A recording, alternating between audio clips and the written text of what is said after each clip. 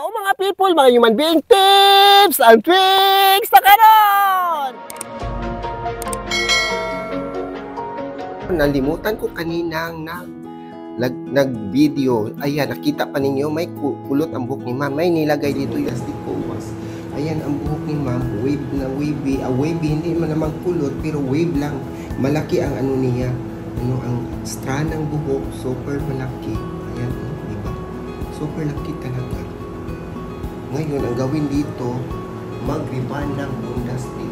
Basta ganitong buhok, classic buhok, ang dapat gamot na gamitin dito, yung bondastic. Kasi si bondastic, madali lang siya makapastraight ng buhok. Ngayon, ito naman si Coas kasi ang procedure ng rebanding ng bondastic, kailangan talagang lagyan ng bondastic Coas bago i-reband. Katulad dito sa buhok ni ma'am. Ayan, nilagyan na to kanina ng bondastic. Malambot na ang buhok ni ma'am. Ito talaga mag-reband. Kasi pag walang bondastic, hindi ko pa alam kasi yan ang procedure. Parang madali lang siyang ma-straight pag may ganito. Noon, yung rebanding na straight therapy at saka siglat, iba yung porosity, balancer, yung spray. Ngayon, iba naman, parang treatment para sibong na treatment ang ginawa dito. Ito ang ginamit kong rebanding, basta malaki yung strand ng buhok. Ito si bondastic nga nature at saka bondastic bonds. I-mix lang dalawa kasi ito very strong ang kuan. Matapang ang bonds na zero siya. Ito number 1. So hindi pwedeng ano mo ang buhok. Ito lang ang gamitin. Dapat ihalos lang dalawa para hindi masyadong matapang yung gamot.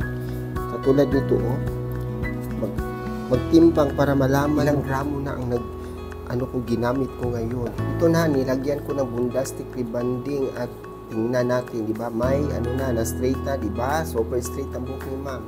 Kanina ang wave ng buhok ni ma'am, para bang hindi naman masyadong wave, pero malaki talaga ang grano ng kanyang buhok. Ngayon, ito na, straight na. Dali lang, ilang minuto lang to, mga wala pang 20 minutes, straight na. Basta si bondastic rebanding ang ilagay, yan. Super straight na yun. Kagandahan ba ang hanap ninyo? Kagandahan ng buhok ninyo? Dito lang sa Miss Human Being. Ayan. Nagplansa. Hindi na ako nag-sectioning kasi malapit na akong matapos. Kasi pag mag-sectioning tayo, ang dami pang drama dyan. Kung maganda yung trabaho, maganda talaga. Hindi sa sectioning yan. Daugon doon lang sa pagkatapos makita ninyo. Ito na ang resulta sa buhok ni ma'am. Kanina, di ba, super buwaghag. Dito sa dulo may kulay. Ngayon, wala na yung mga kulay kasi ginupitan ko. Di ba? Ganda na, no? Super ganda ang buhok ni ma'am. Ayan, oh. Gandang-ganda na si ma'am nang dahil sa bondastic.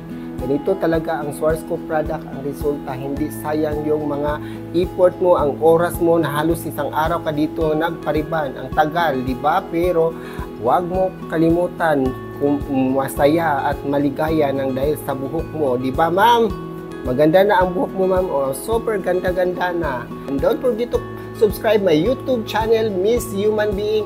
Bye-bye! Sa ulitin!